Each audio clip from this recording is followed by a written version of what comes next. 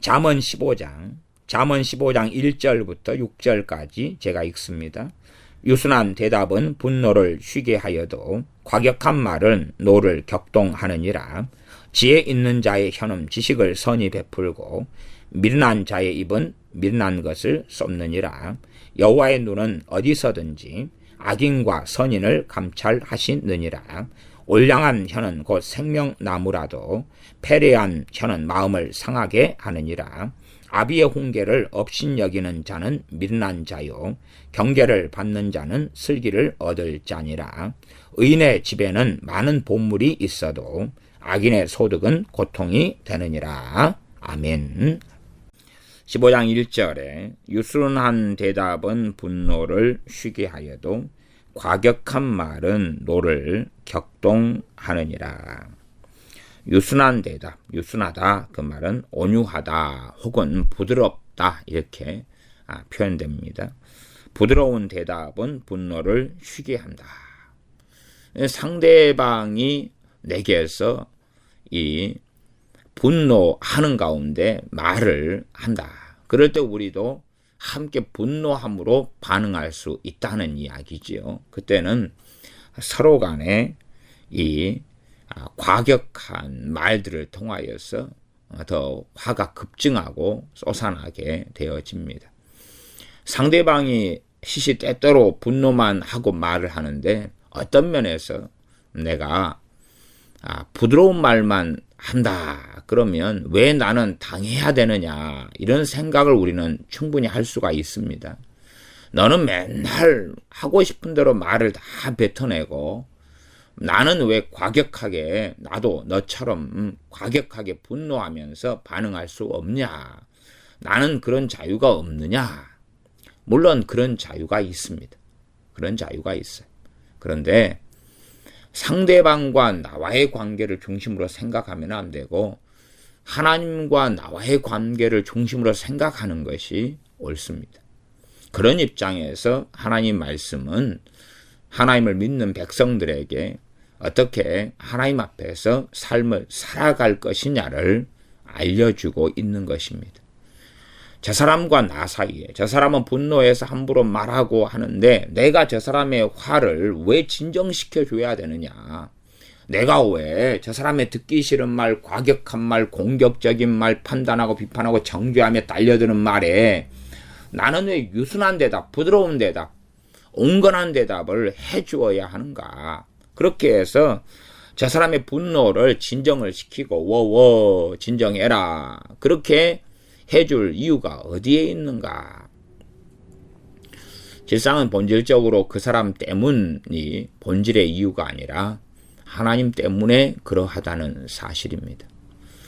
내가 인간 사이의 삶도 하나님 앞에서의 삶이어서 하나님 앞에서 하나님 보시기에 바르게 행하는 것이 중요하고 저 사람의 과격한 분노에 내가 함께 과격하게 대응하다 보면 내가 하나님 관계에 있어서 죄를 범하고 하나님과 함께 동행하기 어렵고 하나님을 기쁘시게 하는 삶을 살기 어렵기 때문에 그러하다.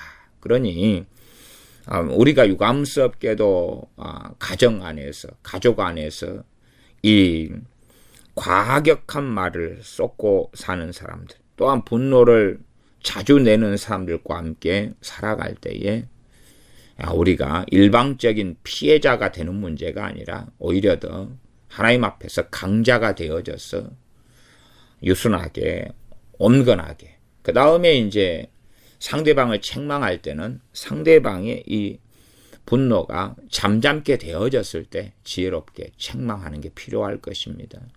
상대방의 분노가 불이 붙어버리고 불타오를 때는 내가 급하게 나도 반응하다 보면 문제만 악화되고 그리고 결국은 피해를 당하는 사람이 상대방뿐만 아니라 나일 수밖에 없다. 내 마음속에 죄를 짓게 되고 때로는 사단이 틈을 타게 되고 기도가 막히고 하나님의 은혜와 평강이 사라져가는 내가 결국은 피해를 보기 때문에 내 마음을 지키고 하나님과 함께 하나님 앞에서 살기 위해서라도 이러한 15장 1절의 말씀은 중요한 것입니다. 상대방이 과격한 말, 분노 가운데 100번을 말해도 우리가 지혜롭게 유순하게 말하는 것이 중요한 것은 물론 내가 과격하게 말한다 그래서 그럴 자유가 없다는 건 아닙니다. 그렇게 말한 가운데 또 우리의 마음을 진정시키고 회개할 건 회개하고 관계를 다시 좋게 해나가는 것도 필요할 것입니다. 때로는 이 고의적인 과격도 필요할 때는 있습니다. 여러분도 인생을 많이 살아다 보시면 마음이 평안한 가운데서 또 화가 나지 않았는데 화난 척하는 것, 이런 것도 지혜가 될 것입니다. 그렇기 때문에 이 한 가지의 답변만이 있는 게 아니에요. 인생사에서 특별한 어떤 상황들에 이 말씀이 잘 적용돼야지 옳은 것이지, 모든 상황마다 잠언 15장 1절만이 진리가 되는 건 아닙니다. 그래서 한 가지 진리와 지혜를 전달하는데 이 잠언의 말씀은 속담과 격언과 굉장히 이 함께 가는 유사성이 있기 때문에 이 말씀이 적절한 상황에 해당하고 적용될 때에 우리가 잘 해석하고 잘 받아들이고 있는 것이고, 물론 어떠한 말씀은 모든 상황에 해당되는 것입니다. 모든 상황. 그러나 상당히 많은 잠언은 일반적인 원리와 진리도 가지고 있지만 특별한 상황에 해당되는 잠언들도 상당히 많습니다. 그래서 아무 때나 적용하면 안 된다, 그런 말이에요. 우리가 꿀을 넣어서 요리하는데 설탕을 넣어버리면 안 맞을 때도 있어요. 또 설탕이나 시럽을 이 커피에 넣어서 먹는다, 그럴 때 거기에 꿀을 넣어버려도 안 맞겠죠. 그런 것처럼 소금을 넣을 때 맛소금을 넣어도 맛이 좀 이상해집니다. 요리할 때. 그런 차이가 있습니다. 가령 잠언 14장으로 넘어가서 14장 25절에 26절에 여호와를 경외하는 자에게는 경관 의뢰가 있나니 그 자녀들에게 피난처가 있으리라. 여호와를 경외하는 자에게 경관 의뢰가 있다. 이것은 어느 때나 해당되는 진리가 되죠. 어느 때나 해당되는 진리. 그러니 여호와 하나님을 경외하는 삶을 사는 것은 너무 중요하지요. 그런 경우들의 말씀들이 많이 있다. 그럼에도 이제 잠언의 특성상 15장 1절 같이 이렇게 일반적으로 해당되는 말씀, 그 다음에 특별한 때에는 우리가 지혜롭게 그래서 화가 안 나도록 우리의 마음을 조절하고 다스려야 되는데, 화가 안 났는데 때로는 화가 나는 척해야 될 때도 있다는 사실, 그런 예외적인 것도 여러분이 생각하시면서 잠언을 살펴보시면 좋겠습니다. 15장 2절입니다. 지혜 있는 자의 혀는 지식을 선히 베풀고 미련한 자의 입은 미련한 것을 쏟느니라. 지혜 있는 자의 혀는 지식을 선히 베푼다. 지혜 있는 자는 지혜를 가지고 있기 때문에 이 지혜에서 지식이 나오고, 또한 지식을 가진 가운데 지혜가 생겨나는 상호 작용을 지혜와 지식은 함께 가면서 합니다. 그래서 지혜 있는 자는 지식을 선하게 베푼다. 지혜 있는 자는 통찰력을 통하여서 지식들을 쉽게 가지는 경향이 있습니다. 그런데 그 지식을 악한 방식, 악한 방향으로가 아니라 선한 방향으로 베풉니다. 이게 잠언에서 지혜 있는 자라, 그것은 하나님과의 관계 속에서 인정되는 지혜 있는 자지, 세상에서 아인슈타인이나 이런 사람들처럼 이 똑똑한, 또한 머리가 좋은 그런 지혜 있는 자를 이야기하는 개념이 절대 아닙니다. 참 부모들은 지혜 있는 자, 그러니까 내 자식 잠언을 읽혀가지고 똑똑하게 만들어야지, 그런 지혜라고 생각하는데, 이것은 참된 지혜 되신 주님을 아는, 또한 전능하신 하나님의 진리를 아는 그러한 지혜를 이야기합니다. 이 땅에서 잠깐 동안 사라져버릴 그러한 지혜를 이야기하는 게 아니라 영원한 지혜를 이야기하며 영원한 지혜 대신 창조주를 아는, 나아가 진리의 말씀을 아는 가운데 하나님께 얻는 그 지혜를 이야기합니다.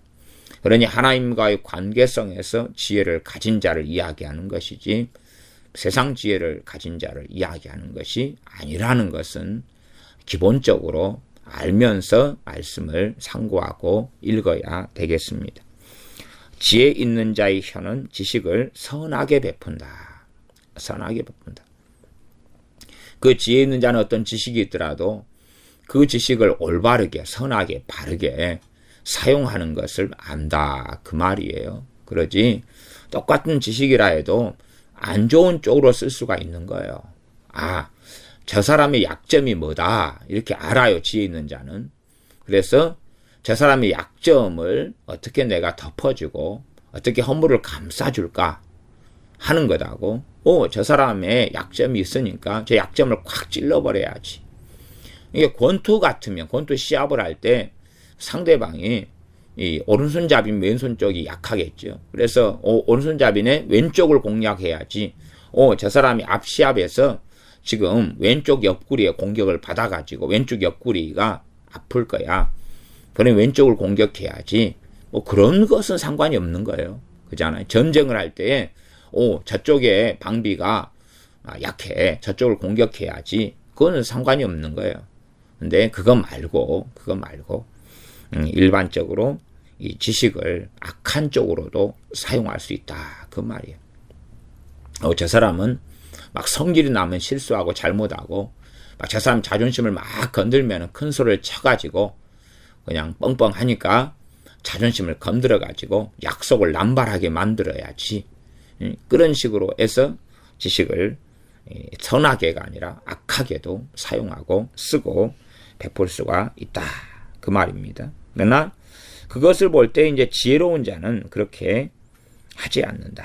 지혜로운 자는 이 지식을 바르게 사용한다. 그것이 우리말의 번역은 그리 되어 있습니다. 우리말 성경의 번역은 지혜로운 사람의 혀는 지식을 바르게 사용한다. 그러나 지혜로운 자가 아닌 경우는 지식을 바르게 사용하지 않겠지요. 미련한 자의 입은 미련한 것을 쏟느니라. 그러니 미련한 사람에게 어떤 조언을 구하면 그 사람의 조언은 미련한 것이 나오겠죠. 미련한 것의 조언을 듣고 이제 미련한 길을 걸어갈 수가 있습니다. 과거에 지혜로운 하나님의 사람이었던 솔로몬의 아들 르호보암이 왕의 자리에 앉아서 그가 미련했기 때문에 슬기로운 자들의 조언은 물리치고 지혜로운 이 젊은 친구들의 조언을 받아들여서 나라가 갈라지고 유다와 이스라엘로 쪼개지고 말았습니다. 그러니 미련한 자의 입은 미련한 것을 쏟습니다. 미련한 자의 입은 미련한 것을 쏟아요. 그러나 문제는 그 미련한 것을 이제 분별력 없이 미련한 사람들은 받아들이게 되고 미련한 길을 달려가게 된다는 이야기입니다. 극단적으로 이 잠언의 일부의 내용을 제외하고는 구원에 연관시키지는 않습니다. 천국 가냐 지옥 가냐 극단적으로 미련한 사람이 지옥 간다 이런 이야기를 하고 있는 건 아닙니다. 그러나 악인의 경우는 다르죠. 악인은 누가 보시기에 악인이니까요. 하나님 보시기에 악인이기 때문에 그렇습니다. 악인이라도 그 악을 버리고 하나님께 나오기를 원하십니다. 그러나 실제로 악인이 악을 버리기는 정말로 거의 불가능합니다. 그런데 우리 주님의 십자가를 통해서는 아주 가능하다 그 말이에요. 아주 가능하다.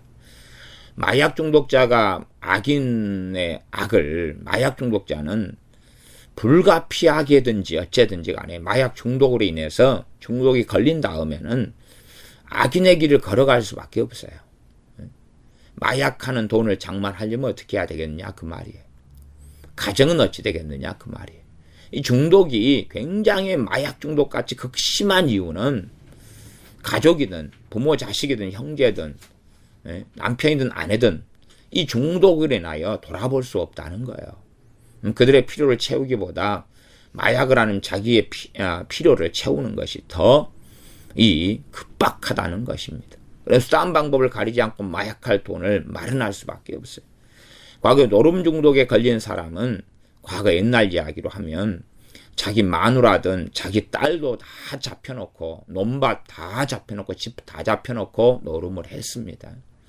심지어 노름하다가 손가락이 잘리고 팔이 잘려도 그래도 또 노름을 했다 그 말이에요. 그만큼 이 중독이라는 것은 굉장히 무서운 것입니다.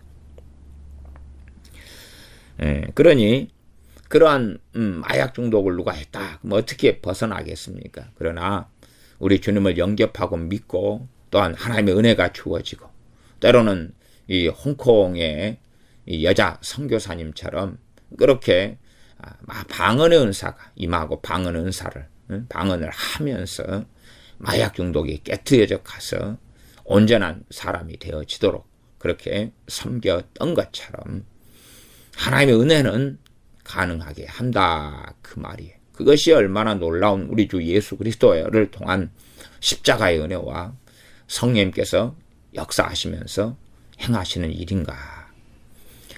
악인이 악을 돌이키려고 해도 너무 어렵습니다. 그러나 악인이라도 우리 주 예수님을 영접할 수가 있는 거예요. 그리고 하나님의 큰 은혜를 받을 수 있는 겁니다. 우리나라 일제시대 때 이 김익두라는 깡패가 있었지요. 이분이 선교사님의 전도를 받고 우리 주님을 영접했습니다. 그리고 그 큰 은혜를 받고 감사하면서 주님 만나면서 주님 만났다는 이야기는 주님의 사랑을 받고 경험했고 체험했다. 전능하신 하나님의 용서와 자비를 체험했고 만났다. 그렇게 말할 수 있죠. 그 다음에 이제 이 깡패 김익두는 변해갑니다. 달라져 갑니다. 그리고 그는 주의 종 목사님이 되어서 놀라운 이 신유의 종으로 또한 복음을 증거하는 주의 종으로 하나님께 쓰임받고 하나님 앞에서 살아갔다는 것을 우리는 한국 교회사를 통해서 알 수가 있습니다. 아마 구약시대였다면 김익두라는 이 사람, 깡패는 절대 그 악을 버리지 못했을 것입니다. 그러나 우리 주님의 십자가의 복음으로 인하여 그에게는 성령님이 임하셨고 성령님께서 그의 악을 버리도록 또한 그의 죄를 깨닫도록 도와주시기 때문에 얼마나 신약시대 이후로 우리 주님의 십자가 이후로 놀라운 복음의 시대가 되었는가 하는 것을 우리는 알 수가 있습니다. 그러나 이 하나님의 말씀, 구약의 말씀은 폐해진 것이 아니라 그 말입니다. 그러니 우리 주님의 십자가로 인하여 악인이 하나님의 사람으로 되기는 굉장히 쉽다 그 말이에요. 쉬워. 왜요? 모든 믿는 사람들에게 성령님을 부어주시지 않습니까? 거룩한 하나님의 영인 성령님이 임하셔서 돕지 않느냐 그 말이에요. 그리고 이 악인이 악을 다 버려야지만이 기도할 수 있고 그 다음에 기도응답 받을 수 있는 게 아닙니다. 서로 그 사람이 어떤 악을 가지고 있을 수 있어요. 그러나 그가 우리 주 예수님을 영접함으로 하나님의 자녀가 돼요. 그러면 이제 그 사람이 가진 의는 없는데 어떤 의를 가지고 있냐 하면 우리 주 예수 그리스도를 믿는 믿음으로 없는 의를 가지고 있어요. 그렇기 때문에 그는 하나님 앞에서 의인의 기도가 가능해지는 거예요. 가능해져요. 구약시대 같으면 단지 의인의 간구는 역사하는 힘이 있고 의인의 간구에 하나님이 귀를 기울이시는데 그러나 이제 완벽한 건 아니지만 그러나 우리 주 예수님을 믿는 사람이 의인이고 믿음으로 난 의인이고 그 사람의 기도도 유효하다는 사실이에요. 물론 아무리 하나님의 자녀라도 정욕으로 쓰려고 잘못 구하는 하나님의 뜻과 어그러진 것은 또 응답될 수가 없다는 당연한 것이 있어요. 그러나 그가 하나님의 말씀대로 살고 싶고 하나님의 뜻 안에 거하고 싶고 주님을 따라 살면서 악을 버리고 싶고 그런 간구, 그런 애절함의 기도를 하나님은 외면하시지 않는다는 사실이죠. 그러나 예수님을 믿는 사람들에게도 죄와 악이 남아있어요. 그래서 요한 1서 말씀에 너희가 죄 없다 하면 스스로 속이고 하나님을 거짓말하는 분으로 만드는 것이다 말씀하고 있어요. 그렇게 이 죄인과 악인이 믿음으로 의롭게 되고 죄가 사함받지만 실제적인 삶 속에서 죄를 짓고 살아가고 때로는 악을 행하고 살아갑니다. 그럼에도 하나님께 나오는 문을 우리 주 예수 그리스도의 보혈을 통하여 열어놓았고 죄가 깨끗함을 받는 길을 열어놓았어요. 믿음으로 의롭다함을 얻었어. 그래서 믿음으로 없는 주님을, 그래 주님의 이름으로 기도하라는 거예요. 우리 주 예수 그리스도의 이름으로 기도하라는 것이 그것입니다. 내 공로, 내 행위가 아니에요. 내 의로 하나님께 나오라는 게 아니에요. 주님의 이름으로 기도하는 건 단지 기도가 끝난 다음에 예수 그리스도의 이름으로 혹은 예수님의 이름으로 기도합니다. 기도하옵나이다. 아멘 하는 것을 이야기하는 게 아니에요. 기도를 할 때에 누구를, 무엇을 의지하고 기도하느냐. 그 안에, 자기의 마음 안에 많은 사람들의 기도는 사실은 주님의 이름으로 형식적으로는 기도하지만 마음 안에 주님의 의를 힘입어 주님을 의지하여 많이 자기의 기도가 하나님께 상달된다는 것을 믿지도 잘 깨닫지도 못하는 사람들이 많습니다. 유감스럽게 그러한 기도는 크게 효력 자체가 없다. 그렇게 말씀드립니다. 그러나 어리석은 자, 부족한 자, 악한 자라도 우리 주님 이름 의지하여 주님을 의지하여 하나님께 나아갈 때만이 그 기도가 효력이 있고 유효한 것입니다. 주님을 믿는 믿음 때문에 믿음으로 인하여 우리 주님 의지하고 주님의 십자가 공로 의지하고 그 거룩하신 이름 의지하여 기도할 때에 하나님의 들으심을 받고 하나님께서 때를 따라 돕는 은혜를 주신다는 사실입니다. 많은 믿는 사람들이 시간이 흘러가면서 자기의 신앙 생활을 의지하고 자신의 선행과 자신의 예배 생활 등을 의지하고 기도하는 유감스러운 일들을 많이 봅니다. 그러나 사람의 의가 아무리 깨끗하고 고상하고 아름답게 보인다 할지라도 사실은 하나님의 절대 기준에는 미치지 못합니다. 주님을 의지함만으로 참으로 기도할 수 있고 그렇기 때문에 하나님 말씀 변하지 않는데 그럼에도 얼마나 우리 죄인이나 악인이라도 주님의 은혜와 십자가의 권능을 통하여 변화될 수 있느냐. 나아가 우리 주 예수를 믿는 사람들에게는 하나님의 약속의 말씀을 자기 것이라고 믿음으로 주장할 수 있게 되었습니다. 그러니 악인이 의인과 선인의 삶으로 터닝하는 것은 구약하고는 상상할 수 없이 쉬워졌다. 그렇게 말하겠습니다. 구약에는 특정한 이들에게만 성령이 임하셨는데 신약에는 그렇지 않지 않습니까? 또한 성령께 임하신 이유는 모든 진리 가운데로 너희를 인도하시기 위하여 임하셨다. 죄에 대하여, 의에 대하여, 심판에 대하여 세상을 책망하시리라. 여러분 우리 믿는 사람들에게 죄에 대하여, 의에 대하여, 심판에 대하여 믿지 않는 사람들, 세상 사람들에게도 성령이 사역하신다면 믿는 우리에게는 얼마나 더 놀랍게 사역하시겠는가. 그러나 그런 성령의 사역과 역사하심이 없는 사람들은 성령을 유감스럽게 근심시키며 성령을 거부하며 살아갈 때에 그러하겠습니다. 15장 3절 여호와의 눈은 어디서든지 악인과 선인을 감찰하시느니라. 악인과 선인. 악인은 이제 악인이 교회 안에 있고 믿는 사람 안에 있다고 합시다. 그러면 똑같이 어떤 같은 무게의 악을 두 사람이 저지르고 산다고 합시다. 똑같은 무게의.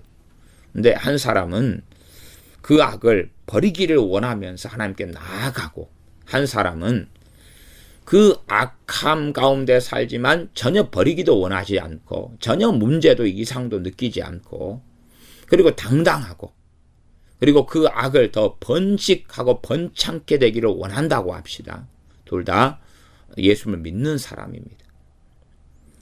그럴 때 하나님께서는 동일한 어떤 종류의 이 악을 두 사람 A와 B가 가지고 있어도 저는 그렇게 믿고 생각하고 해석합니다.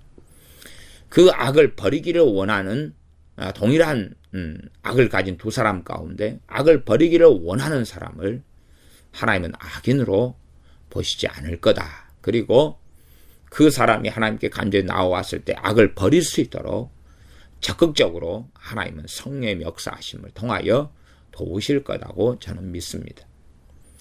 그러나 이 악을 예수 믿는 사람이 악을 가지고 있고 그 악을 버리기도 원하지 않고 당당하고 문제없다.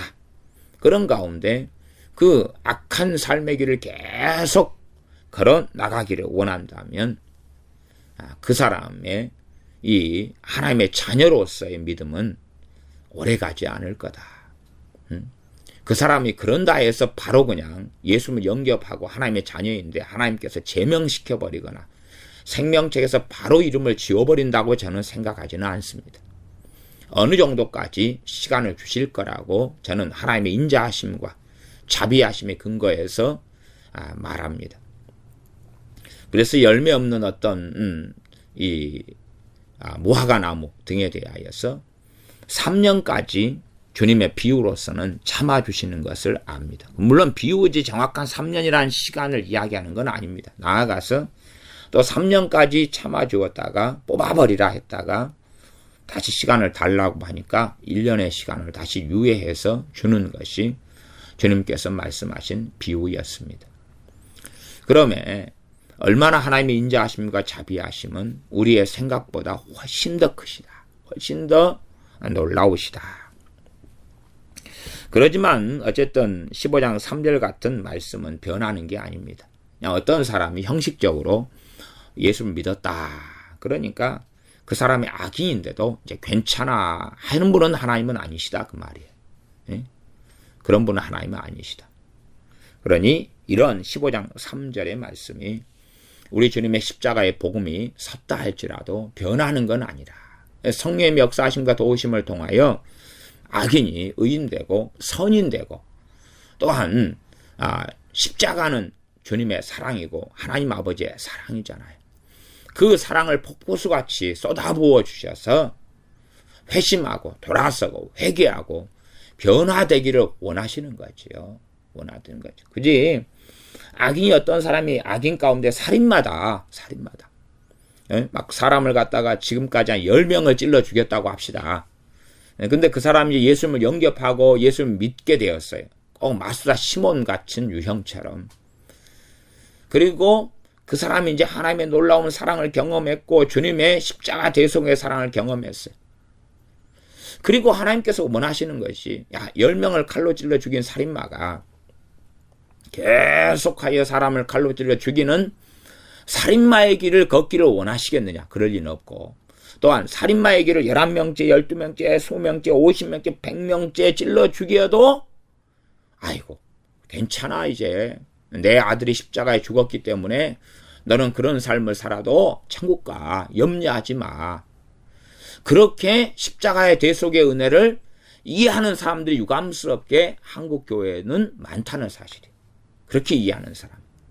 왜? 신약시대니까. 그렇게 이해하면 정말 끔찍한 참사가 됩니다. 끔찍한 참사. 그러면 주님께서 소아시아 7교회 하신 말씀의 의미도 이해하지 못하고 주님께서 다 주여 주여 하는 자마다 다 하나님 나라의 천국에 들어올 것이 아니다. 이런 마태복음 7장의 말씀 등도 이해하지 못하는 것입니다. 누구든지 나를 따라오려거든 자기를 부인하고 자기 십자가를 지고 나를 좇을 것이니라. 이런 말씀도 이해하지 못하는 거예요. 너는 좁은 문으로 들어가기 힘쓰라. 행위구원론의 이야기가 아닌 거예요. 믿음으로 많이 구원받습니다. 구원은 하나님의 선물입니다. 은혜로 말미암아 믿음으로 구원을 얻었나니 구원은 하나님의 선물이라. 그러므로 누구든지 자랑할 수 없다는 게 에베소 2장의 말씀이에요.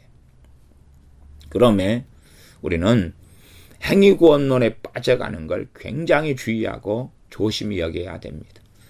잘못된 율법주의로 들어가면 행위구원론에 빠져버립니다. 행위구원론. 반대되는 극단은 얼마 전에 이야기했습니다. 명목상의 믿음을 가지고 구원받을 줄로 생각하는 것. 어떤 사람이 우리 주 예수를 믿게 되었습니다. 영접하게 되었습니다. 그러면 그에게 이제 성령이 임하시잖아요. 성령님께서는 그를 어느 길로 인도하시기를 원하시겠습니까? 진리의 길, 주님을 따르는 길, 거룩함의 여정, 성화의 여정, 주님을 닮아가는 것, 하나님을 기쁘시게 하는 삶의 여정으로 인도하실 것 아니겠습니까?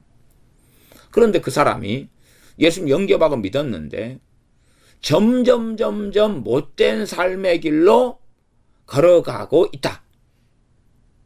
점점 안 좋은 식으로 10명을 칼로 찔러 죽였는데 11명, 12명, 13명 도둑질을 지금까지 20번 해가지고 돈을 갖다가 한 3천만 원 도둑질했는데 이제 30번, 40번, 50번, 60번 해가지고 1억을 꼭 채워야 되겠다.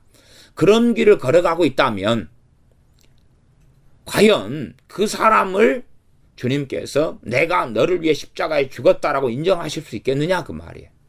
주님은 그 사람을 부인하실 거다 그 말이죠. 그러니 그 사람이 주님을 영접하고 하나님의 자녀가 된 것은 거짓말이 아닐 수 있으나 그리고 그에게 하나님의 폭포수 같은 사랑을 우리 주 예수님을 통한 십자가의 대속의 사랑을 부어주신 다음에 하나님의 자녀를 인쳐주시고 성령이 임하셔서 거듭나고 그 다음에 그가 이제 주님을 따르는 길을 걸어갈 것이냐 그렇지 않을 것이냐의 문제가 되어져. 물론 대다수의 사람들은 우리 주님을 영접한 다음에 유감스럽게 자기 먹고 살고 살아가는 삶만 관심이 있지 주님을 닮아가고 알아가고 거룩해져가고 주님을 기쁘시게 하는 것은 관심이 없는 사람들도 아주 많습니다. 그러면 그 사람을 하나님께서는 그냥 내버려 두실 것이냐. 물론 성령님께서는 그를 진리의 길로 인도하시려고 애를 쓰실 거라고 저는 믿습니다. 그러나 그럼에도 불구하고 그가 10년, 20년이 지나고 해도 때로는 5년이 지나도 전혀 하나님 말씀에 귀 기울이지 않고 기도 생활하려 하지 않고 하나님 말씀대로 살려 하지 않고 하나님 말씀에 무관심하고 자기의 정욕대로 산다. 과연 그럴 때에도 나는 예수를 믿습니다 라고 5년 전에 10년 전에 20년 전에 30년 전에 했기 때문에 하나님의 자녀일 것이냐. 과연 그렇게 해도 다시 말하면 면죄부를 주시려고 주님이 이 땅에 오셨겠느냐 그 말이에요. 도둑질하는 사람에게 너 영접기도만 해. 그러면 계속 도둑질하고 살아가도 너 천국. 살인마에게 너 계속 사람 죽여도 돼. 대신에 예수님 영접만 해. 그러면 너 천국. 사기꾼에게 너 계속 사기를 쳐. 근데 그 상태에서 넌 지옥 가니까 내가 너를 위해 죽었어. 그러니 너 영접기도만 해. 너 나 영접하고 나 믿어. 믿기만 하면 너 사기꾼 너는 지옥 갈 수밖에 없는데 계속 사기를 쳐도 너 천국 가게 하려고 내가 왔어. 그런 식으로 십자가 복음을 이해하는 사람들도 상당히 많습니다. 상당히 많아요. 물론 제가 사기꾼이나 살인마나 도둑질을 하는 사람을 이유로 든 것은 좀 극단적인 예화가 될 수 있겠습니다. 그러나 실제로는 사실 극단성은 아닙니다. 왜냐하면 십계명으로 들어가면 이 살인죄는 십계명 6계명이에요. 가장 무거운 죄가 1계명부터입니다. 1계명부터요. 그러면 첫 번째가 뭡니까? 하나님만을 섬기라는 거예요. 하나님만을 섬기라. 그러면 사람이 예수를 믿은 다음에 이제 하나님 자녀가 됐어요. 하나님을 섬기고 살질 않아요. 자기 배를 섬기고 자기를 주인되어 살아가고. 그것도 좀 곤란하죠. 두 번째는 우상숭배입니다. 우상숭배 하지 말라는 거예요. 그런데 제사를 계속 지내고 사주관상을 보고 점집을 다니고 막 이렇게 해나간다. 너가 제사를 조상제사를 지금까지 엄청 1년에 막 10개씩 지내왔는데 근데 너 지옥 가. 그러니 나만 영접하고 믿으면 제사 계속 지내더라도 너 천국 가. 응? 그렇게 하려고 주님이 이 땅에 오셨겠냐 그 말이에요. 이게 사람도 그렇게 생각하는 거예요. 제가 살인죄, 도둑질죄, 간음죄나 뭐 이렇게 사기죄, 사기는 거짓말하는 죄니까 이런 것을 10계명, 6계명, 7계명, 8계명, 9계명 이야기할 때는 오이고 목사님이 극단적이네. 그러면 그것보다 훨씬 무거운 우상숭배는요. 우상숭배는. 추석이 다가오니까 우상숭배에 대해서 자유로운 사람이 적을 수 있어요. 산소에 가서 풀을 베고, 풀을 베는 것까지는 말리지 않겠습니다. 저도 아버지 돌아가시고 아버지 산소에 풀 안 베고 놔둘 수는 없으니까 풀을 베어왔어요. 그러다가 이 사촌 형제감들이 꼭 아버지 묘소에 와가지고 절을 하는 것이 꼴보기 싫어가지고 제가 산소에 가서 묘를 파가지고 그래서 뼈만 다 아버지 뼈 다 골라내가지고 화장터에 가서 화장해버렸어요. 화장해서 납골당에 집어넣어버렸어요. 납골당에 넣으니까 이제 절하러 안 오더라고요. 우상숭배하러 안 오더라고요. 꼴보기 싫은 일 안 하더라고요. 꼭 하지 마라 그래도. 우리 믿는 사람, 예수 믿는 사람들이니까 하지 마라 그래도. 꼭 이제 아버지 돌아가시기 전까지 이렇게 사이가 좋고 또 아버지의 사랑을 많이 받았기 때문에 그걸 못 잊어가지고 꼭 그러더라고요. 아직 주님을 안 믿으니까. 어쨌든 간에 너가 우상숭배 너희들이 하니까 내가 너를 위해 십자가에 죽을 거다. 그래 나를 믿으면 우상숭배를 앞으로 계속 해나가도 된다는 면죄부라고 생각하는 거지. 참 희한한 생각이죠. 그래서 잠언의 말씀 같은 게 변하지 않는다고 제가 그렇게 말씀을 드리는 거예요. 근데 성경을 이제 설교를 또 잘못 들으면 어떻게 들을 수 있냐 그러면 율법주의로 들을 수가 있어요. 율법주의를 이야기하는 게 아니고 하나님의 기준을 이야기하는 거예요. 하나님의 뜻을 이야기하는 것입니다. 이게 하나님의 뜻을 이야기하는 거예요. 그러니까 복음에 대한 이해하고 잘 하셔야지 두 가지를 섞어가지고 곡해 하시지는 마시라 그 말이에요. 곡해 하시는 마시라. 그래서 제가 앞에는 악인에 대한 이야기를 또 얼마간 동일한 악을 저지르고 살아가는 악인이 있다 이런 이야기를 했어요. 그러나 A라는 악을 저지르는 사람과 동일한 무게라 할지라도 B라는 악인은 다르다 그 말이 다르다. 3절 여호와의 눈은 어디서든지 악인과 선인을 감찰하시느니라. 그래서 하나님께서는 악인과 선인을 살피고 계시다. 살피고 계시다. 그러면 살피고 계셔서 선인을 하나님은 도우시겠죠. 도우시겠죠. 우리가 우리 주 예수님을 영접하고 하나님의 자녀가 되고 구원을 얻고 영생을 얻고 이제 거듭난 하나님의 자녀가 되어서 믿음 생활을 시작한다 할지라도 시작하는 지점은 다 틀립니다. 다 틀려요. 어떤 사람은 예수님을 믿기 전에도 상당히 윤리적이고 상당히 선한 삶을 상당히 인격적인 삶을 살았을 수가 있고 어떤 사람은 믿기 전에 조폭처럼 깡패처럼 살인마처럼 살았을 수 있다 그 말이에요. 그러면 자기를 고치는 것의 출발점은 틀려요. 말하자면 어떤 사람은 믿기 전까지 항상 분노하고 짜증내고 신경질 내고 거짓말만 하고 살아왔고 어떤 사람은 평안하게 온유하게 살아온 사람이 있을 거예요. 그러면 두 사람이 이제 예수님 영접하고 믿어 하나님의 자녀가 되었는데 한 사람은 짜증내고 신경질내고 화내고 막 살아온 사람은 예수님 영접하고 믿고 하나님의 자녀가 되고 성령이 임하셔도 계속 짜증나고 신경질나고 성질 나는 거예요. 거기에서부터 변화의 길을 시작해야 되는 거예요. 그런데 예수님을 어떤 사람 평안하게 온유하게 차분하게 이렇게 평화롭게 이렇게 믿기 전에도 인격적으로 사는 사람은 우리 주님을 믿은 다음에 또 특별한 변화가 없어도 차분하고 고요하고 평안하고 그런다 그 말이에요. 이게 시작점이 틀리다 그 말이에요. 시작점이 틀려요.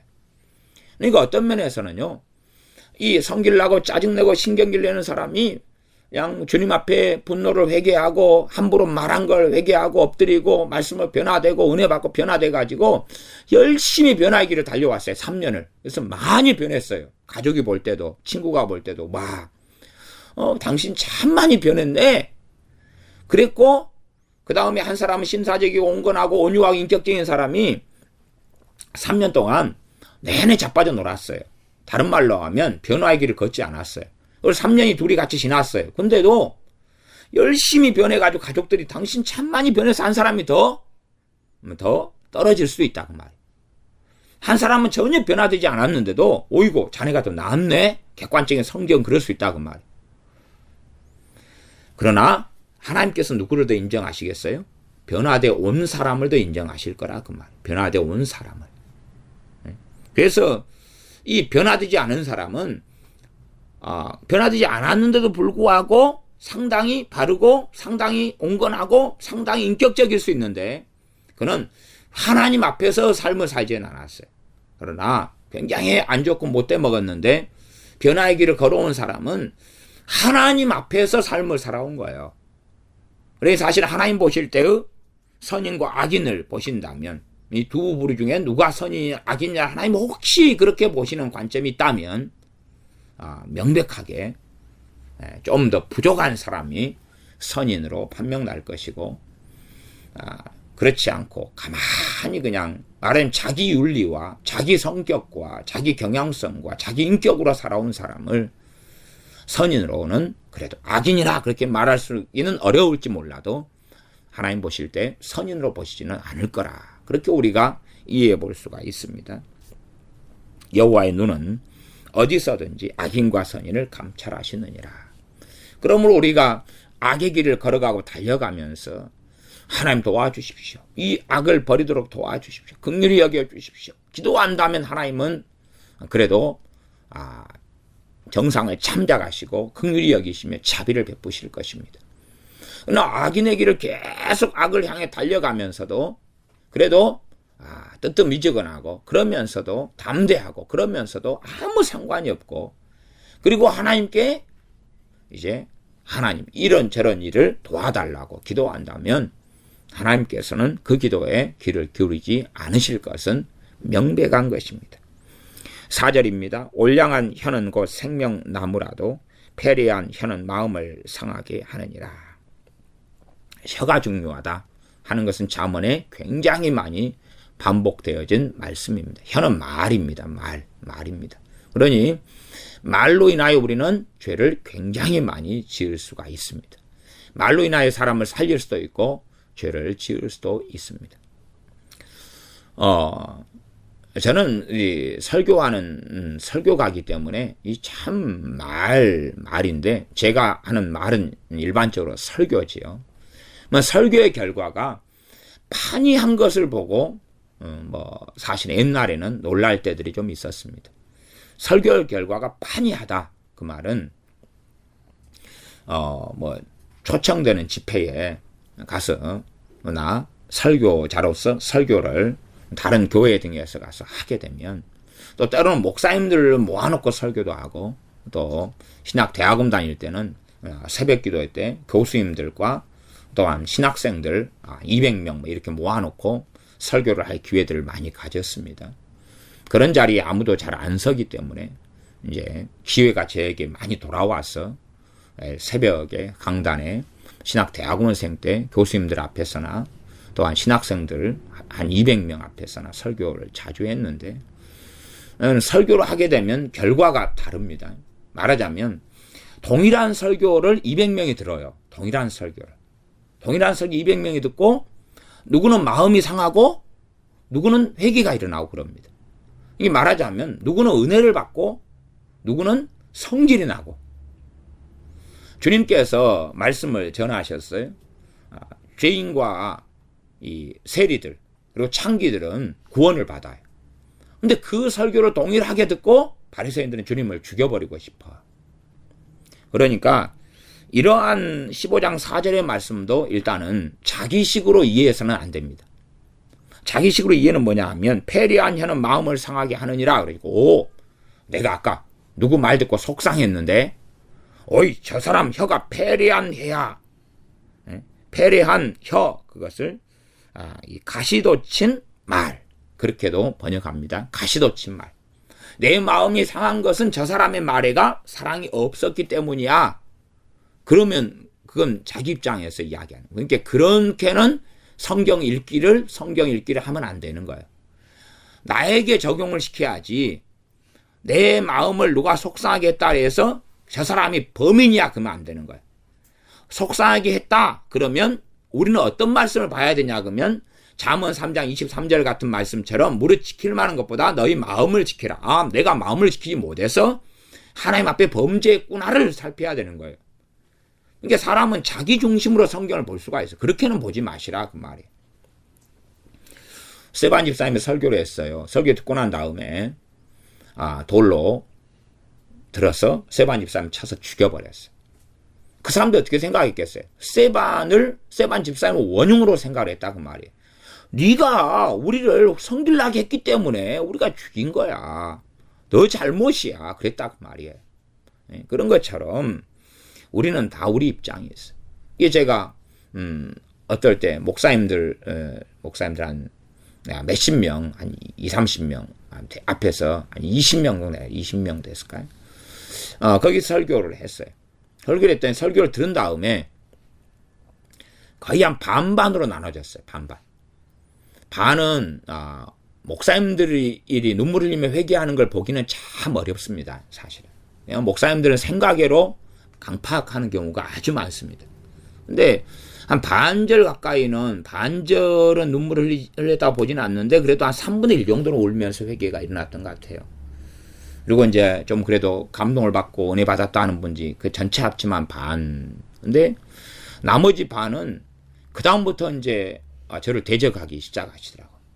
저를 공격하고 대적하고 그래서 이제 속이 너무 상한 목사님은 막 제 욕을 하고 다니신다. 그래서 그때가 이제 노예 목사님들이었는데 지금은 이제 그 노예를 옮겼는데 그 노예 목사님들이었는데 이제 그래서 노회장 목사님 같은 경우 제 설교를 듣고 참 은혜를 받으셨다고 그래요. 근데 이제 그분하고 저를 화해를 시키려고 그랬던 거예요. 이제 저는 이제 그런 경우가 일어날지를 몰랐지요. 그래서 그러면 제가 제 설교를 듣고 그렇게 속이 상해서 저를 욕하고 다닐 정도라면 제가 전화를 해서 죄송하다고 제가 사죄해 드리겠습니다. 그래서 죄송하다고 사죄를 드렸더니 당신 사과를 안 받는다는 거예요. 만나서 식사라도 함께 하면서 좀 이야기하십시다. 이제 그분이 저보다 나이는 몇 살 많은데 이 목사님들 세계에서는 목사 연차가 중요한 거예요. 근데 그분은 그 해가 목사 1년 차였고 저는 그래도 그 해에 대해도 목사 그래도 한 6년 차, 7년 차였으니까 이렇게 눈을 들어보기 어려운 선배거든요. 어쨌든 간에 그렇게 이야기를 해도 그분이 식사도 안 하겠다고 그렇게 속이 상해가지고 이제 그렇게 하셨어요. 그리고 이제 자꾸 문제가 일어나서 제가 노예장 목사님이나 목사님들에게 그럼 제가 있어서 노예가 분란이 일어나는 것은 제가 원치 않으니까 제가 다른 노예로 제가 옮기겠습니다. 그리고 이제 청원을 해가지고 다른 노예로 제가 옮겼어요. 그러니까 똑같은 설교를 했는데도 결과는 달라요. 결과는 달라요. 그냥 모든 사람이 받아들일 만한 설교를 할 수도 있겠죠. 그럼 아무 문제가 없는 거예요. 근데 이제 실상은 제 개인적인 경험이니까 그 목사님들 앞에 설교는 어느 때보다 성령 역사가 굉장히 강하더라고요. 굉장히 강해서 제가 한번 놀래했어요. 굉장히 성령 역사 너무 강하다. 그러면 제 경험상으로는 분명히 사고가 생기는데 성령 역사가 너무 강하면 이걸 거부하고 충돌하는 사람들이 꼭 생기더라고요.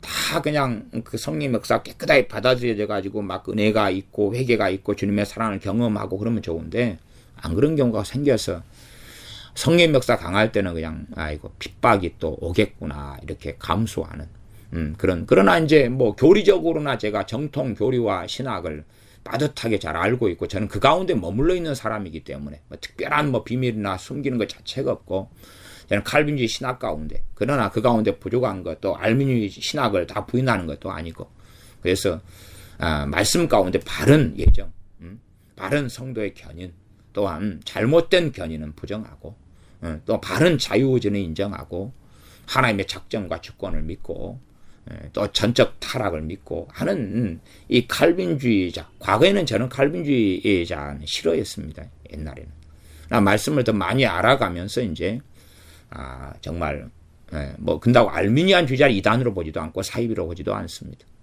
그 가운데 인정하고 수용하고 다 말씀에서 나온 것은 정통 교리이기 때문에 어쨌든 간에 그럼에도 이제 바른 교리 가운데 말씀을 전하고 성경 이해 가운데 말씀을 전해도 사람들이 굉장히 거부감을 가지고 싫어할 때가 있는 것을 확인을 해옵니다. 그러니 우리가 우리 입장에서 내 마음이 상했다 그러면은 상대방을 비판하고 판단할 문제는 아니라고 말이에요. 내 자신을 돌아봐야 되는 문제지요. 패례한 혀는 마음을 상하게 하느니라. 패례한 혀는 가시돋친 말 그러지만은 패역한 혀, 패역한 말. 그러면 단지 이 가시돋친 말 이것은 현대적인 번역이에요. 현대적인 번역. 현대적인 뭐 우리말이라든지 아니면은 세번역 성경의 번역이라든지 세번역 성경이나 우리말이 가시돋친 말 그럽니다. 제가 지금 이 강의를 하면서는 기본적으로 이 번역 성경 몇 권을 함께 지금 보아가면서 강의를 하고 어떨 때는 기억에 의존해서 이야기할 때가 있습니다. 지금은 제가 이 우리말 성경하고 세번역 성경 기본적으로 지금 펼쳐놓고 있는데 확인해 보니까 가시돋친 말 그랬습니다. 가시돋친 말은 마음을 상하게 한다 그랬습니다. 근데 저는 이 가시돋친 말보다는 사실은 좀 다른 말로 봅니다. 그래서 이제 요거 해석에 차이가 생깁니다. 가시돋친 말 틀렸다 보다는 제 견해는 이 올량한 혀, 온순한 말 이것하고 패역한 혀 그것을 저는 어떤 관점에서 냐 그러면 진리의 측면에서 봅니다. 제 입장은. 그러니까 지금 이 15장 4절 같은 경우가 일반적으로 그냥 인간 관계상의 말로서의 번역이 현대적인 번역입니다. 그러니까 온순한 혀는 말은 곧 생명나무와 같다 이렇게 말해요. 생명나무 같다 그랬고 이게 이제 현대적인 번역이에요. 생명나무와 같다 그랬지만 저는 생명나무다 이렇게 보는 거예요. 이게 틀린 거죠. 그러니까 이 온순하다는 것이 사람에게 온순이 아니라 저는 하나님께로부터 온순이라고 보고요. 그 다음에 패리하다, 패역하다를 사람의 가시돋쳤다고 보지 않고 하나님 앞에서 진리에 어긋났다 이렇게 저는 봅니다. 저하고는 이제 이 현대 이 우리말이나 세번역을 번역한 사람들하고는 그 입장이 틀려요. 그래서 이런 입장을 좀 사람과의 관계 속에서 중심으로 보면서 번역한 경향이 그래도 제가 우리말과 세번역 성경 번역을 펼쳐놓은 것은 그나마 번역이 좀 낫기 때문에 제가 펼쳐놓은 거예요. 공동 번역은 더 형편없습니다.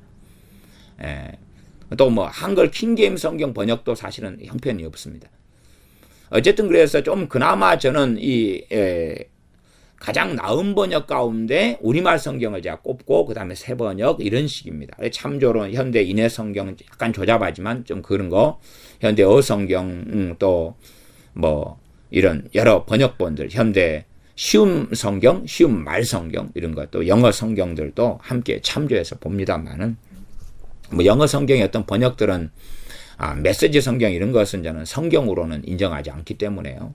그런 거 말고는 한글 번역본들하고는 큰 차이는 없습니다. 큰 차이는 없어요. 서로 그냥 엇갈려 가는 건 있지만 큰 차이는 없어서 한글 번역본들도 다 원전에서 번역했기 때문에 제가 원전을 좀 덜 들먹이고 번역본들을 많이 들먹이는 이유는 우리가 아무리 번역 실력이 좋아지고 히브리 헬라어 실력이 좋아져도 이 원전 번역한 사람들의 실력을 초월하기는 거의 불가능하기 때문에 그렇습니다. 그래서 우리가 활용할 수 있는 번역본들을 이용해서 하나님 말씀을 이해하는 그런 관점을 돕기 위해서 제가 번역 성경들을 인용하면서 설명을 드리는 것이지 아니 번역 성경들을 제가 비판하거나 하려는 의도는 없습니다. 그래서 이 번역 성경들은 올량한 혀는 온순한 혀 그걸 우리말 성경은 따뜻한 말 그렇게 했어요. 따뜻한 말과 가시돋친 말 그렇게 했어요. 그러니까 이제 따뜻한 말이 생명나무가 될 수가 없으니까 생명나무와 같다 이렇게 이제 번역하는 방식을 취합니다. 근데 저는 올량한 혀를 온순한 혀, 그러니까 온유하고 비슷한 개념으로 봐서 온유는 본질적으로 하나님과 내 관계 속에서 하나님의 말씀에 대하여 내 마음이 부드러우냐를 보거든요. 그렇기 때문에 이 올량한 혀라는 것은 성령의 역사를 통하여 나온 말 그렇게 봅니다. 그것이 생명나무를 가져오는 거예요. 생명을 가져온다 그 말이에요. 구원을 가져오고 회개를 가져오고 그리고 패리한 혀는 마음을 상한다 그러는데 사람의 직접적인 마음 상하는 것보다는 그런 쪽으로도 이해할 수 있어요. 그런 쪽으로 제가 설명할 때도 있습니다. 그런 것이 이 내용 안에 포함되어 있기 때문에. 그러나 핵심 포인트로는 패리한 혀라는 것이 하나님 앞에서 마음이 굽어지고 하나님 앞에서 완악해지고 하나님 앞에서 강팍해져 가지고 진리에 근거하지 않고 하는 말. 그런 말이 사람을 감싸줄 수도 있어요. 그런 말이 사람 듣기에 좋게 할 수 있어요. 그러나 진실되게는 그 사람의 영혼을 무너뜨려 간다 그 말이에요. 그 사람의 중심은 마음이죠. 마음이고 영입니다. 영과 마음은 같은 건 아닙니다. 근데 어쨌든 일반적으로는 성경의 핵심은 사람의 마음, 심령에다 핵심을 두고 있습니다. 그래서 하나님께서는 감찰하신다 할 때 뭘 감찰하시겠습니까? 그 사람 심령, 마음을 감찰하신다고 성경은 말씀해요. 마음이 상한다 그럴 때 그 사람 자기는 위로를 받는 것처럼 여겨져도 상하고 있다는 거예요. 진리적인 측면에서. 무슨 말이냐 그러면 알코올 중독자에게 그 사람이 술을 지금 못 마신 지 이틀이 됐어요. 너무 술이 고파요. 술에 대해서 배고프다 그 말이에요. 그 사람한테 술을 사준다 그랬으면 그 사람 마음은 시원해져요, 안 시원해져요? 시원해져 기쁨이 온다 그 말이에요. 그러나 저는 그거에 대해서 비유하는 건 좀 그렇지만 어쨌든 간에 그것이 그 사람의 마음을 저는 상하게 한다고 본다 그 말이에요. 게임을 너무 좋아하는 아이에게 게임기를 사주면 그 아이의 마음은 기쁨이 충만하겠지요. 그러나 저는 그것을 진리적으로는 마음을 상하게 한다고 본다 그 말이에요. 그러니까 성경을 어떻게 이해하느냐의 관점인데, 우리 번역들, 우리 요즘 현대적인 이 번역들은 이걸 사람과의 관계 속으로만 봐가지고 우리말 성경은 4절을 따뜻한 말은 생명나무와 같지만 가시돋친 말은 영혼을 상하게 한다 그렇게 말하고, 새번역 성경은 따뜻한 말은 생명나무와 같지만 가시돋친 말은 마음을 상하게 한다 이렇게 했단 말이에요. 저는 근데 이 패역한을 가시돋친으로 바꾸기는 별로 원하지 않고 그 상태에서 패려한이 이제 패역한 그 말, 패역한 아마 개정개혁판이 그렇게 된 것 같아요. 개정개혁판을 제가 한번 확인해 보겠습니다. 개정개혁판이 4절이 패역한으로 번역했습니다. 패려한. 저는 개혁성경을 지금 보고 있거든요. 그러니까 개정개혁판은 패역한으로 번역했어요. 저는 패려한이든 패역한이 요즘 쓰는 말이니까 이렇게 번역한 것이 좀 타당하다고 본다 그 말. 개정개혁으로 번역한 게 타당하다. 이렇게 보면서 이것을 사람 사이의 대인관계에서로 잠언을 보는 문제가 아니라 이런 구절이 있다. 그러면 하나님 앞에서로 본다 그 말이에요. 하나님 앞에서 육적이고 세속적이고 인간적이고 정욕적이고 혹은 성령 인도하심을 받지 않는 어떤 말들은 결국은 사람의 마음을 상하게 한다. 이것을 이 마음을 이 우리말 성경 영혼으로도 번역을 했어요. 영혼으로도 가능하다 그 말이에요. 말하면 영혼을 무너뜨리고 상하게 한다. 영혼을 상하게 한다. 그렇게 이제 우리말 성경 뒤에 번역을 했어요. 4절을. 저는 그 하나님 관점에서 봅니다. 5절. 아비의 훈계를 업신여기는 자는 미련한 자요. 경계를 받는 자는 슬기를 얻을 자니라. 그러면 아비의 훈계를 업신여기는 자는 미련한 자다. 이 부모들이 어쨌든 첫째는 이 자녀로 태어나서는 부모에게 배웁니다. 부모의 대표성은 아버지가 가지고 있어요. 그래서 자녀를 바르게 양육하기 위해서 부모는 책망도 하고 훈육도 하고 말을 합니다. 부모의 말을 통해서는 기본적인 게 갖춰져 가요. 부모가 어릴 때부터 말하는 건 뻔한 것 아닙니까? 일단은 한국 부모들 좋아하는 거 공부해라. 공부는 누구 위해서 합니까? 자기 위해서 하죠. 그 다음에 형제간에 싸우지 말아라 그래요. 싸우지 마라 그러죠. 그러지 아빠가 화이팅! 건투글러브 사주면서 한판 붙어 너희들. 응? 물론 이제 동생이 형한테 너무 엉길 때는 야 쥐 패버려라. 그렇게 말하는 때도 있어요. 필요할 때가 있거든요. 근데 일반적으로는 야 형제간에 싸우지 말아라. 그 다음에 아버지가 도둑질해라 그럽니까? 하지 마라 그럽니까? 하지 마라 그러죠. 거짓말 하라 그럽니까? 하지 마라 그럽니까? 하지 마라 그러죠. 이게 아버지의 훈계는 이 기본적인 사람으로 지켜야 될 기본 윤리를 가르쳐요. 아버지가 사실은 도둑놈이에요. 근데 아버지가 도둑질 5살 때 돼가지고 야야 아빠랑 이 자전거 한번 훔치러 가볼까? 아빠가 자전거 열쇠 따는 법 가르쳐줄게. 나무 자전거 내 걸로 만들기 가르쳐줄까? 그러지 않고 도둑놈 아빠를 다 어떤 사람이 상담을 하고 면담을 많이 해가지고 자료를 조사했어요. 당신의 자식이 뭐가 되기를 원합니까? 그랬더니 판검사가 꽤 많이 나왔어요.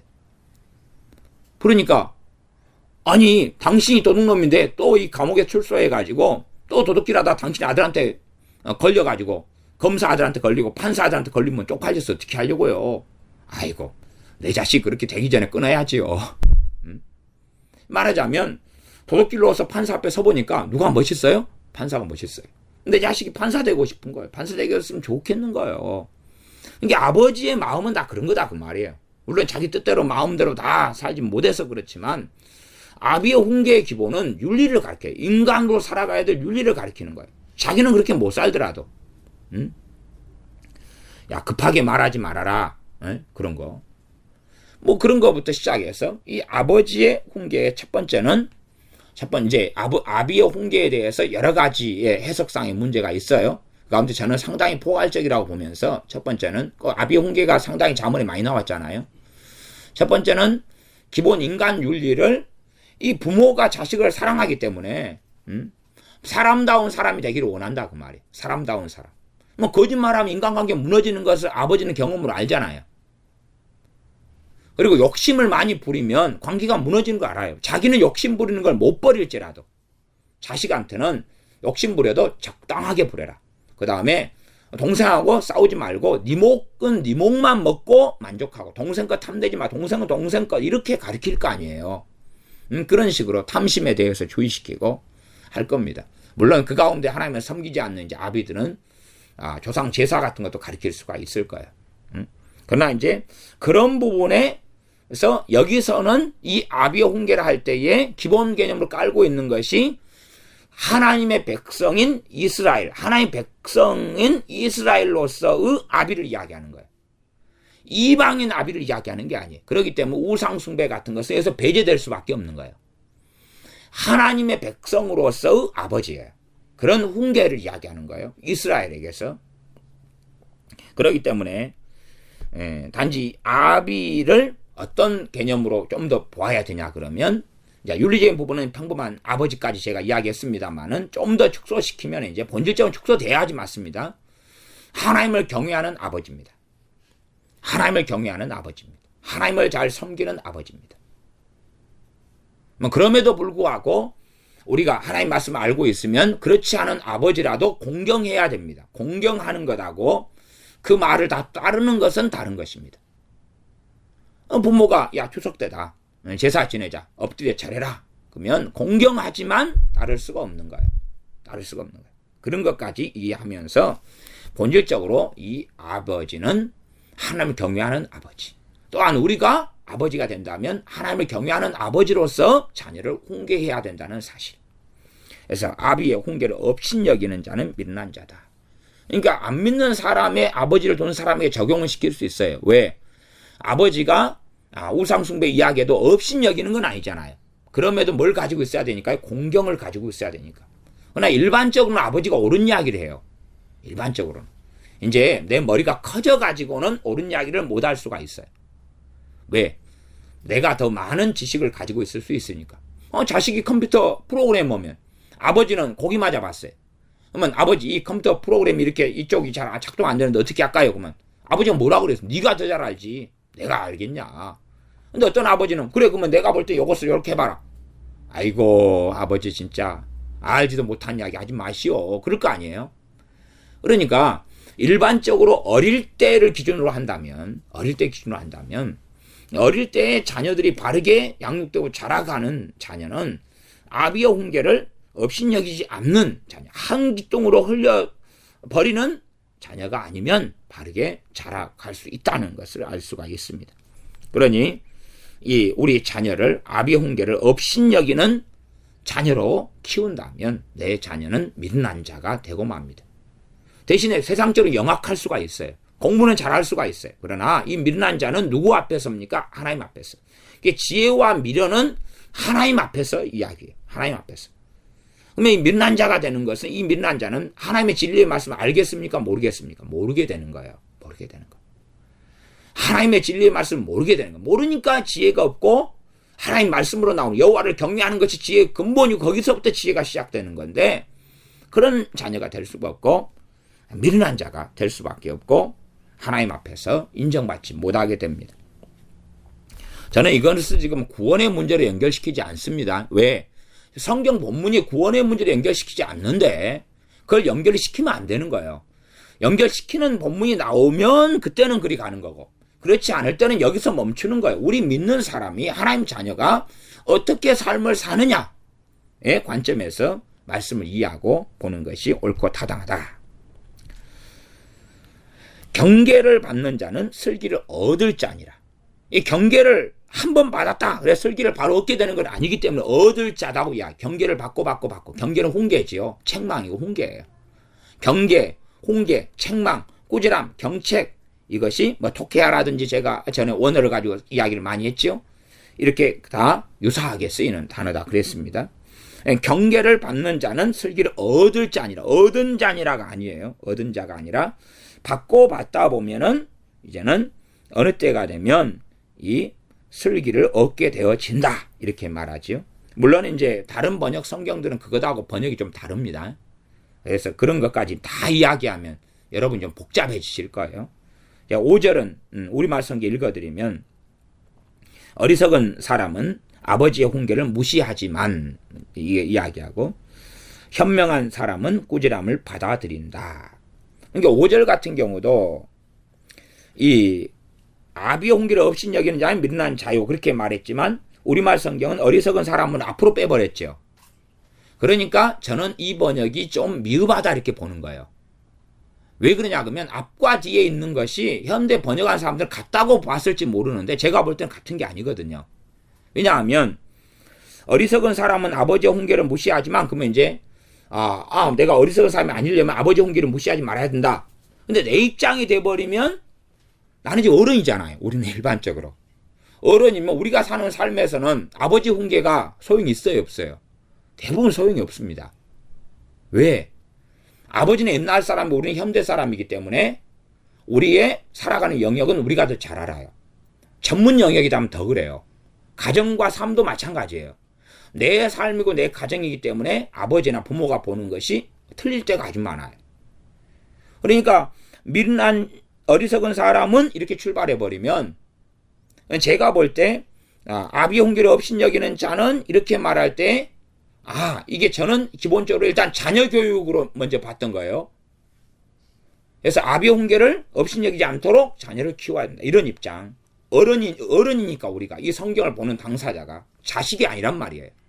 꼬맹이들한테 성경을 읽게 할 수 있지만 성경은 본래는 아이에게 읽게 하는 성경이 아니라, 과거에는 지금 가죽 성경밖에 없고 두루마기 정도고 모든 사람이 가지고 있지 않으니까 하나님 말씀을 어른이 들어가지고 말씀을 강론하는 거예요. 강론하는 거예요. 그렇기 때문에 자식한테 이것을 가르치는 거거든요. 야, 얘들아, 얘들아, 아버지가 훈계할 때 없인 여기는 자는 미련한 자다. 그럴 때 이제 그럴 때는 어리석은 사람은 아버지 훈계를 무시한다, 그렇게 말할 수 있어요. 그러나 지금 읽는 성경으로 갈 때는 이것이 거꾸로 돼야지. 거꾸로 된다는 것은 지금 개혁 성경이나 개정 개혁판의 방식이 돼야지 좀 더 바르다, 저는 그렇게 본다 그 말이에요. 물론 이런 이제 번역의 방식과도 제가 일일이 그냥 좀 같이 논하고 토론한다 그러면은 잠언 강해가 함께 늙어 죽어 갈 수밖에 없을 테니까 그렇게는 제가 못하겠다. 그러니 여러분이 그런 것까지 생각하시면서 다른 번역본들도 함께 생각을 해보셔야 되지. 그러지 이렇게 너무 그냥 박사님들을 너무 다 믿으시면 안 된다, 그 말입니다. 그래서 5절 하반절도 경계를 받는 자는 슬기를 얻을 자니라 해서 현명한 사람은 꾸지람을 받아들인다, 이렇게 이제 일반적으로 번역했습니다. 그러나 저는 꾸지람을 받아들인다 이런 내용은 딴 본문에도 많아서 아마 유사성을 가지고 한 것 같아요. 근데 저는 여기서 슬기를 얻을 자니라의 방식으로 저는 이해를 해요.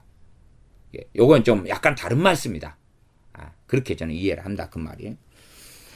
개혁 성경상 그대로 저는 이해하는 측면이에요. 좀 더 많은 경우에는 15장 6절 의인의 집에는 많은 보물이 있어도 악인의 소득은 고통이 되느니라. 제가 왜 개혁 성경이나 혹은 이제 개혁 성경에서 과거에 있었던 말을 현대적인 이 단어로 바꾸는 개혁 개정판을 선호하느냐 그러면 기본 이유가 있습니다. 기본 이유는 뭐냐 그러면 이 번역한 사람들이, 요즘 번역한 사람들은 기도하지 않는 사람들이 번역했어요. 박사님들인데 지식은 많은데 옛날보다 더 히브리 헬라어 원어에 뛰어나고 더 많은 지식을 가졌는데 기도를 하지 않는 사람들이에요. 요즘 박사님들, 신학 박사님들 기도하는 사람들 찾기 어렵습니다. 제 신학교에서 수십 명 교수님들 가운데 딱 한 명 기도 생활하셨어요. 한 명. 지금은 더 심하시겠지요. 그러니까 과거에 이 개혁 성경을 번역한 분들은 기도하시는 분들 다 거의 대부분 뜨겁게 기도하는 분들, 뜨겁게 기도했고 정말 하나님에 대한 큰 열심과 헌신을 품으셨던 분들이. 그러니까 저는 과거에 좀 학식이 히브리 헬라어에 대한 지식이나 학식이나 또 좀 더 좋은 사본들이 발견되지 않았을 때의 번역이라도 저는 훨씬 더 신뢰합니다. 왜? 그들에게 역사하시는 성령 하나님을 신뢰하기 때문에 그렇습니다. 그러나 지금 기도 생활 제대로 안 하는 사람들이 박사님들의 번역은 참조는 하지만 제대로 신뢰할 수 없는 것은 그들에게 역사하신 성령님께서 제대로 역사하시지 않으셨을 수밖에 없다는 것을 알기 때문에 그렇다 그 말이에요. 그래서 저는 개혁 성경상의 번역의 순서나 어순이나 그 내용을 저는 상당히 더 신뢰를 합니다. 물론 이제 그 외에도 직역 성경의 방식 때문에 신뢰하는 부분도 있습니다. 직역, 의역이나 아니면 역동적 번역. 저도 한때는 이 새번역 성경 같은 역동적 번역을 굉장히 좋아했거든요. 나 이제 그 역동적 번역의 추종자로 한 7, 8년을 살았어요. 90년 또 초반부터 또 2000년 될 때까지는 한 10여 년간은 역동적 번역, 의역과 직역을 이렇게 서로 장점을 취합하는 이런 번역을 한 10년을 굉장히 선호했습니다. 그러나 이제 2000년이 넘어오면서는 다시 직역의 순서가 대부분 타당하다는 것을 제가 발견해 왔었어요. 그래서 직역을 중심으로 이야기하는 것입니다. 6절을 읽었습니다. 의인의 집에는 많은 보물이 있어도 악인의 소득은 고통이 되느니라.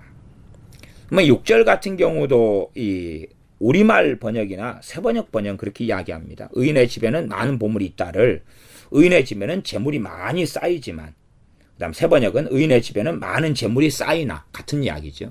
저는 이 번역을 찬성을 하지 않아요. 이게 의인의 집에는 많은 보물이 있다는 것을 저는 그대로 봐가지고 의인은 단지 의인의 집에는 많은 보물이 있다는데 이 보물이 하나님 관계에서 보물일까요? 세상 보물일까요? 하나님 관계에서 보물로 본다 그 말이에요. 의인의 집은 단지 이 집을 이야기하는 건물을 이야기하는 게 아니란 말이에요. 근데 인생, 삶, 가정 이걸 다 이야기하는 거예요. 이 많은 보물이 있다는 것은 그들에게 성령 충만이 있고 하나님과 동행함이 있고 하나님을 알아감이 있고 주님을 닮아감이 있고 거룩함이 있고 하나님에 대한 열정이 있고 엘리야 선지자 이야기했던 내가 하나님에 대한 열심이 특심하오니 하나님에 대한 열정이 있고 기도 생활이 집에서 끊이지 않고 찬양과 예배가 집에서 끊이지 않고 그게 되는 많은 보물이라고 보는 거예요. 근데 현대적 번역을 한 사람들은 그거보다는 순수하게 돈으로 봤어요. 그래서 의인의 집에는 재물이 많이 쌓이지만 정말 성경에 진짜 의인의 삶을 산 사람이 재물이 많이 쌓이는 사람들도 있었어요. 아브라함처럼. 안 그런 사람도 너무 많았어요. 심지어 주님께서는 2벌 가진 사람에게 1벌을 나눠 주어라 그랬어요. 주님도 가난하게 사셨고 사도 바울도 많이 굶주리고 많이 배고프고 그랬어요. 그렇기 때문에 이렇게 보면 이제 의인의 집에는 많은 보물이 있어도 이것을 요즘 번역상으로 우리말이나 제가 새번역 2개만 더 많은 번역본을 제가 말씀드리면 더 복잡해지니까 제가 이 2개만 이야기하는 거지 다른 번역본을 무시하는 것도 아니고 이 2개만 그냥 재고 좋다 그런 것이 절대 아닙니다. 그나마 좀 나은 거 2개를 제가 이야기하는 거지 지금 제가 뭐 현대 인해 성경, 쉬운 말 성경 다 이야기를 해드릴 수 있어요. 그러면 오늘 집에 못 가요. 그러니까 또 늙어 죽어버려요. 자문 강의 끝나려면. 그러니까 그까지는 안 되지만 어쨌든 요즘에 여러 번역본들을 보시는 분들이 많기 때문에 또 마찬가지로 개혁 성경 봐가지고는 말씀이 풀어지지 않으면 이해를 잘 못하셔요. 그래서 참조해가지고 제가 말씀을 드리는 거고 번역이 너무 상이하고 다를 때는 똑같은 원어가 이렇게 다르게 서로 간에 번역이 되어버릴 때는 제가 또 얼마 강의하는 입장에서는 설명을 해야 되기 때문에 이걸 언급하는 거예요. 그까지는 이해를 해 주셔야 됩니다. 그래서 의인의 집에는 재물이 많이 쌓인다 이런 번역으로 했는데 그러면 이것이 이제 무엇에 기반을 줘버릴 수 있냐 그러면 물질 만능주의, 성공주의, 그 다음에 그런 게 뭐라 그러죠? 그 여의도 순복음교회 같은 교회를 그렇다 해서 비판을 많이 했잖아요. 만몬 또 만몬 말고 하여튼 그런 게 있잖아요. 그래서 어쨌든 그냥 재산이 많아지면 믿음이 좋은 사람이고 가난하면 믿음이 없는 사람이고 이렇게 교회 안에서 부자가 되는 사람이면 믿음이 좋은 사람이고 가난하면 믿음이 없는 사람 이런 것이 이제 초대교회 때부터 교회는 생겨왔어요. 그렇기 때문에 야고보서 2장에도 그 말씀이 있잖아요. 왜 외모로 형제를 업신여기고 판단하느냐. 부자가 들어오면 여기 좋은 자리에 앉으소서 그러고 가난한 자가 들어오면 내 발성상에 아무데나 그렇게 앉아라. 땅바닥에 앉아라. 이런 식으로 하는 거냐. 그러니까 야고보서가 쓰여질 그 당시에도 이게 교회 안에 팽배했다 그 말이에요. 결국은. 그런 사람도 있었다 그 말이 있었고 많아져 왔다는 이야기예요. 돈의 유무로서 믿음의 유무를 판단하는 것. 그 사람의 권력과 성공의 유무로서 믿음의 유무를 판단하는 것. 그러나 잠언에서는 30장 같은 데는 이 하나님의 사람은 가난하게도 부하게도 하지 말아달라. 소위 말하면 평범한 사람으로 살게 해달라. 재산 정도에 있어서 이런 기도도 하는 경우가 있었다는 것을 우리는 압니다. 자, 그렇기 때문에 의인의 집에는 많은 보물이 있다. 이것을 저는 이 보물을 보물로 그대로 보는 거예요. 보물로 보지 이것을 보물이라는 단어를 재물이라는 단어로 바꾸진 않고 그 다음에 많은 보물 그럴 때 이 보물을 하나님 앞에서 보물로 봅니다. 영원한 가치가 있는 보물이에요. 영원한 가치가 있는. 이 말씀이 그렇게 되어버리면 누가 점점 돈 많이 벌어가고 성공해 가면 저 사람 의인이고 저 사람이 점점 가난해져가고 가난한 상태에서 10년 그대로 있으면 저 사람은 죄인이고 혹은 악인이고 그렇게 가면 안 된다 그 말이. 그런 번역을 저는 선호할 수가 없다. 악인의 소유는 고통이 되느니라. 그러면 악인의 소득은 고통이 되느니라. 그러면 악인의 소득이 어떻게 고통이 되느냐. 악인이 돈을 많이 가지고 있어. 소득을 많이 벌어요. 고통이 될 이유가 없잖아요. 왜냐하면 돈이 많으면 집을 사고 여행을 다니고 차를 바꾸고 그러는데 뭐가 고통되겠어요? 이건 하나님 앞에서 그렇다고 말이에요. 결과론적으로. 악인이 돈을 많이 벌어요. 그러면 그 돈을 가지고 뭘 합니까? 죄를 짓죠. 그가 살아가는 삶은 돈의 양만큼의 죄의 양이 될 수 있어요. 그러니 진짜 고통은 영혼의 고통이죠. 가장 참된 고통은 하나님을 알지 못하는 거예요. 하나님과 결별하는 것이 가장 큰 고통이었고 아담과 하와가 범죄한 이후에 하나님과 영적으로 이제 하나가 되었던 거에서 끊어져 버린 것이 가장 큰 고통이었어요. 물론 처음 사람들이었던 아담과 하와는 그걸 알았을 거라고 생각해요. 그러나 우리는 태어날 때부터 하나님과 멀어지고 또한 죄인으로 타락한 상태에서 태어났기 때문에 우리는 하나님과 결별한다는 그 아픔과 고통을 몰라요. 그러나 이제 어떤 사람들은 아냐 그러면 성령 충만해서 하나님과 함께 주님과 함께 동행해 살다가 그것을 그냥 하루아침에 까먹거나 그 큰 기쁨과 은혜와 주님과 함께 동행하는 걸 다 까먹은 사람은 그 고통을 알아요. 그러나 처음 믿을 때부터 육적이고 인간적으로 믿는 사람, 그다음 성령 충만을 받지도 않고 이런 사람들은 그 하나님과 떨어진다는, 하나님과 멀어진다는, 하나님과 함께 살지 못한다는 고통이 그걸 몰라요. 그걸 몰라요. 그러니 그걸 아는 사람들은 어느 정도 이해할 거라고 생각합니다. 악인의 소득은 고통이 될 수밖에 없다. 악인의 소득이 많은 만큼 악인은 무엇을 의지합니까? 돈을 의지하죠. 그래서 주님께서는 부자가 천국 들어가기가 얼마나 어려운지 이 낙타, 약대가 바늘길을 들어가는 것보다 더 어렵다 그랬어요. 그래서 악인인데 더군다나 그냥 부자는 악인이든 선이든 이걸 구분하지 않습니다. 그리고 그 부자 청년은 악인은 아니었습니다. 그러니 그 부자 청년이 악인이 아니었기 때문에 율법의 말씀을 십계명을 지켜온 이야기를 하는 거예요. 주님 물으실 때에. 그러니 부자 청년이라 할지 악인이 아닌 부자 청년이라 할지라 그 많은 재물 때문에 구원을 받지 못하고 영생을 얻지 못했어요.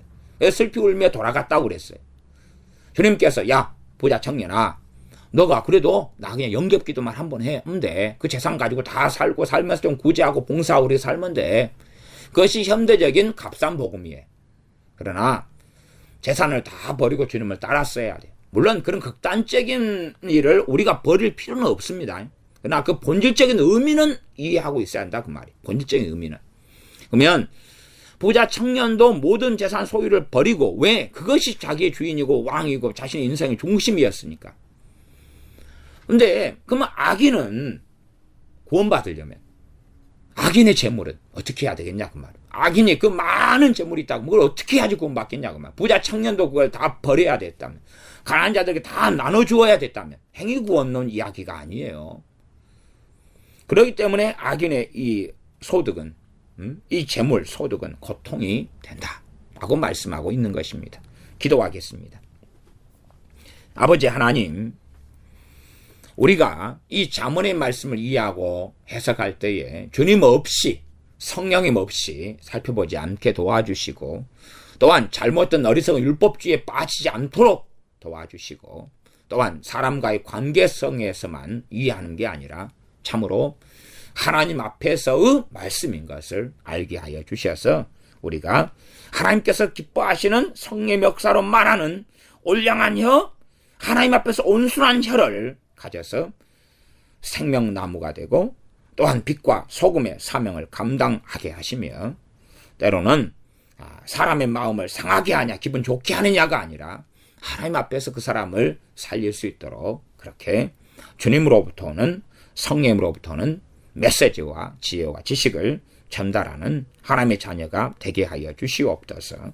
하나님 앞에서 의인의 삶을 살아갈 때에 우리의 영원한 가치가 있는 많은 보물들을 장만하고 마련하게 하여 주시옵소서.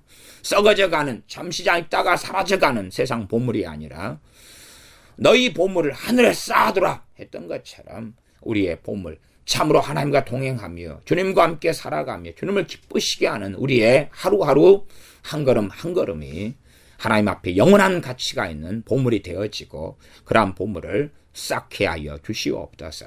세상 사람들이 마음을 두는 것, 육적인 사람들이 마음을 두는 것에 마음을 두는 게 아니라 영구한 산업이 있는 하나님의 나라의 마음을 두고 주님께 우리의 눈을 고정하고 주님을 따라서 살다가 주님 앞에 서게 하여 주시옵소서.